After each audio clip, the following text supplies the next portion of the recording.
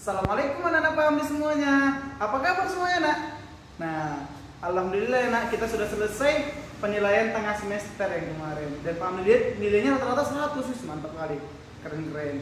Nah, kembali lagi dengan Pak Amli dengan pelajaran TIK. Nah, kali ini kita akan belajar tentang fungsi alat-alat TIK. Kalau 2 minggu lalu kita belajar tentang alat-alat TIK kan? Nah, coba siapa yang masih ingat tepuk alat-alat TIK? 1. Bel. 2. Telepon. 3. Radio. 4. Televisi. 5. Komputer. Nah, kalau kemarin itu hanya tepuk-tepuk aja kita belajar. Nah, kalau hari ini kita akan belajar tentang fungsinya nah, dari alat-alat TIK ini. Oke, kita masuk ke alat TIK yang pertama. Ada siapa? Ada bel. Nah, kata bel ini nggak asing lagi bagi kita, nah. Karena di mana-mana bel itu ada, ya nggak?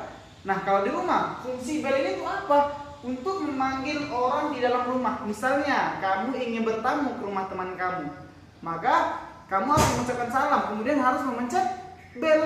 Jika ada belnya di rumah temannya, biasanya bel itu terletak di samping pagar atau samping pintu. Dia hanya berbentuk tombol seperti ini. Nah, kemudian bel itu ada di mana lagi Pak Amli? Bel itu juga ada di sekolah kita nak. Untuk apa bel di sekolah Pak Amli? Untuk manggil teman juga? Tidak. Bedanya fungsi bel di sekolah untuk mengganti, menandakan bahwasanya pergantian les belajar. Kemudian untuk apa lagi? Menandakan kepulangan. Kemudian menandakan apa lagi? Menandakan masuk sekolah. Kemudian menandakan apa lagi? Menandakan bahwasanya kita mau istirahat. Oke. Paham anak-anak paham semua tentang fungsi dari bel? Alhamdulillah. Nah, yang kedua ada siapa lagi? Ada telepon. Telepon ini fungsinya untuk apa Pak Amli? Untuk komunikasi jarak jauh maupun dekat. Maksudnya apa? Untuk komunikasi. Misalnya nih, Pak Amli ingin berbicara dengan saudara Pak Amli di Arab Saudi.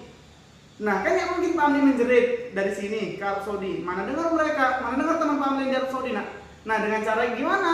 Untuk memudahkannya, dengan cara menggunakan telepon.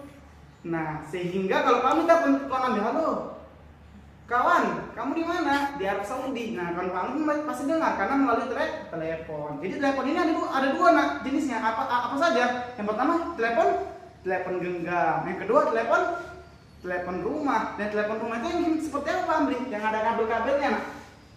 Sementara telepon genggam itu yang mana? Yang ini. Telepon genggam adalah telepon handphone. Itu telepon genggam.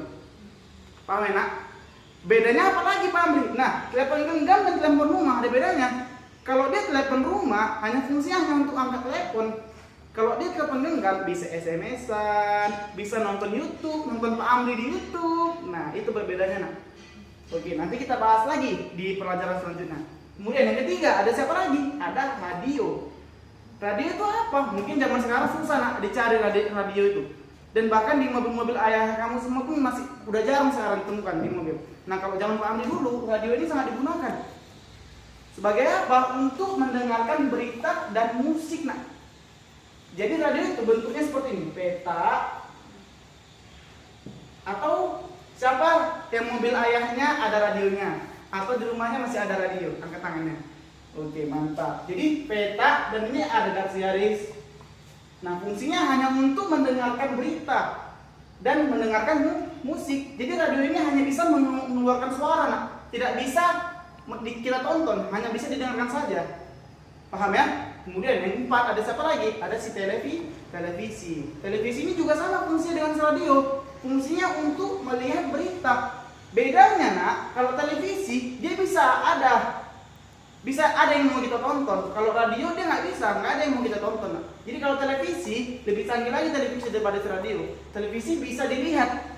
Misalnya kita mau nonton berita tentang kecelakaan pesawat di Jakarta. Nah, bisa kita lihat gimana kecelakaan pesawatnya bisa. Tapi kalau di radio nggak bisa. Di radio hanya bisa kita dengarkan. Kemudian yang kelima ada siapa lagi?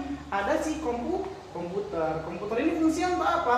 Untuk belajar mengetik dan menggambar secara digital. Jadi komputer ini, nah di komputer kita juga bisa menggambar. Bukan hanya pakai pensil saja kita menggambar sekarang, tetapi juga bisa menggambar melalui komputer. Nah, kita akan belajar menggambar itu di kelas 2 nanti. Kemudian kita akan belajar mengetik di semester 2, kelas 1. Kemudian kalau ditanya, siapa yang masih ingat komputer ada berapa jenis?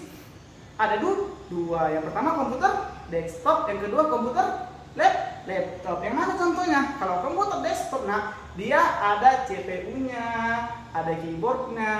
Nah dia yang bentuknya tabung atau ada juga yang tipis. Kalau dia yang laptop seperti ini tasnya. Nah yang tipis, nah yang bisa dibuka tutup. Nah itu namanya komputer laptop. Oke, sekian pertemuan kita pada hari ini. Kami ucapkan assalamualaikum warahmatullahi wabarakatuh.